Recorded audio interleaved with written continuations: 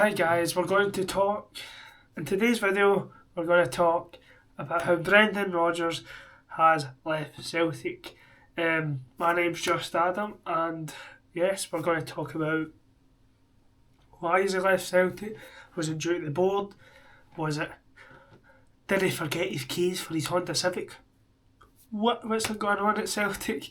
Was it because of the result of the weekend? Because the Celtic, I'll be discussing that Celtic statement in many parts of the video, so if you enjoy this kind of video, remember to subscribe, leave a like, put in post. Guys, as we were all packing up to go to bed, if you were 68 or something, as a lot of people on Twitter were saying, now at quarter to 10, we got a statement from Celtic, which was very surprising because Statement FC have been quiet for quite a couple of years, apart from, actually I say that about fan protests, but Brendan Rodgers leaves Celtic Football Club, and then it went kind of viral.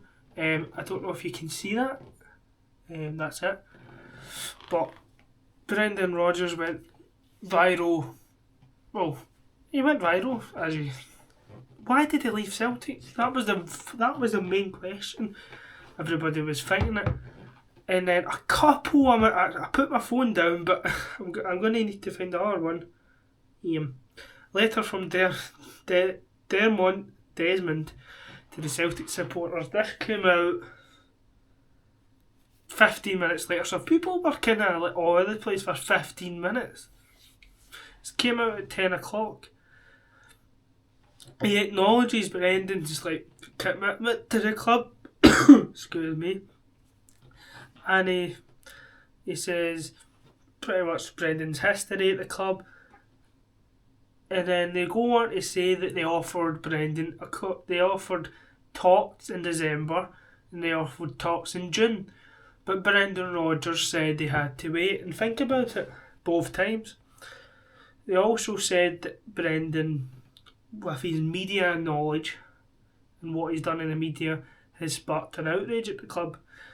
He's probably having a go with the protests going on that I've discussed in previous videos. Excuse me again. He met at his home for 3 hours. Celtic structure and all that. He basically had a full-on rant at Brendan Rodgers, which I think's unbelievable for a board. Sorry guys, that's what they're called. But anywho, they had a complete go on him. And I think that's so irresponsible of a board owner to do that. It's not even a board owner, a club owner. I'll be making a video about who I think will be the next Celtic manager, but currently the new Celtic manager is going to be the interim manager is Martin O'Neill. 73-year-old Martin O'Neill. I don't know where that's came from. I do not know where that's come from. But Sean Maloney's going to be his backup. And Mark Fordenham or something like that is going to be his assistant. I don't know. That's the guy. If you're no training, you'll no be in my team. That guy, you'll know him. But it's a weird situation at Celtic right now. Nobody expected these statements to come out, as well as nobody expected Martin O'Neill to become the next interim manager for probably the matches against Falkirk and Rangers in the semi-final. It was funny because at the weekend when Brendan Rodgers came out, he talked, his tone was different. You could tell his tone was different. I was talking to a couple of friends and they were saying they think he would go. I've always thought Brendan was going to go at the end of the season. This bro is killing me. Trying to make a video here, lads. And like I always said that we leave because it's just, you could tell whose fault I think this is. It's the board. It's by far the board. They've been completely irresponsible with the statement they put out. They were irresponsible waiting to the last minute for when they needed new signings. They were irresponsible when they kept throwing the manager under the bus. They've basically they were putting him out to say stuff to cover up for their mistakes, and he's last couple of weeks I think we knew it was going to resign if they did lose to Hearts, but they've basically proved his point the whole time. Excuse me again, fucking hell, sorry for swearing. No, but throughout, but every time Brendan has managed, it has threw the dummies at the pram when it's starting to not go his way, and that's usually is in the third season. But you look at it from our point of view, it's a bit of both, but I think it's more for the board. You cannot expect to keep challenging for that title if you do not invest in your squad. It's not the fact that I say that kind of wrongly.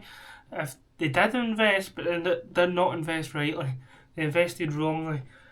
They probably Callum McGregor's not getting any younger. They've signed that injury-prone Kieran Tierney. They signed Pussy, who's not played a minute of football yet. I think he played a game for Celtic, and I've not really seen him. Trusty's not trusted. Callum McGregor does not have a backup. Kyogo was sold. Adam Ida was sold. They never had. Johnny Kenny's the now starting striker. He signed a overweight Iheanacho. Jota wasn't replaced. Well, Jota was kind of replaced, but not. I don't think in the right manner. Again, sorry for my coughing. Abada was flung at the club. No, Abada. Palmer, sorry. Abada, I think, left way before Brendan Rodgers, I think, actually. But this whole situation is a mess. And at the start, when I saw Brendan Rodgers get the job, I thought it was a lazy appointment. But he brings winning, so fair enough. But it's just like every manager for the last couple of years asked to be backed by the Celtic board, and they weren't. And you could say it was the same for Rangers under Steven Gerrard. So old firm clubs, if they were backed, could get to the level of the Champions League, but they're not. So you can't keep going in this cycle, because say they go and get Ange, it's just not going to work like that.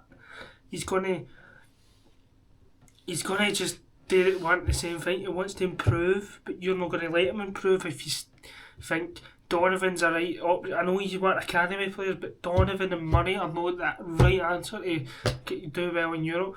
We need Scottish clubs to do well in Europe, because Scotland is currently 18th at the moment. That's not acceptable at all, may I add. I thought I was doing quite well, no coughing. There's many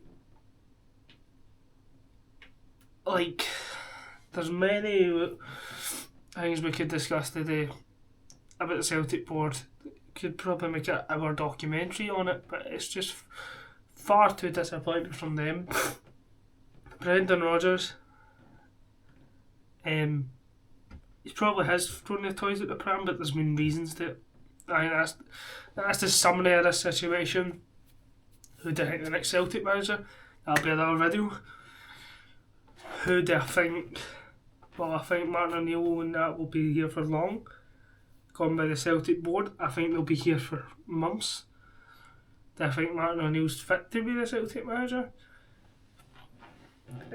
He's not managed in like 6 years. He's not managed in modern football. So that'll be very interesting. John Maloney, I know he's been working at Celtic for quite a while, so he has that kind of experience, he knows the players. So we'll just have to wait and see, guys. So if you enjoyed this video, leave a like, put in post notifications, and adios amigos.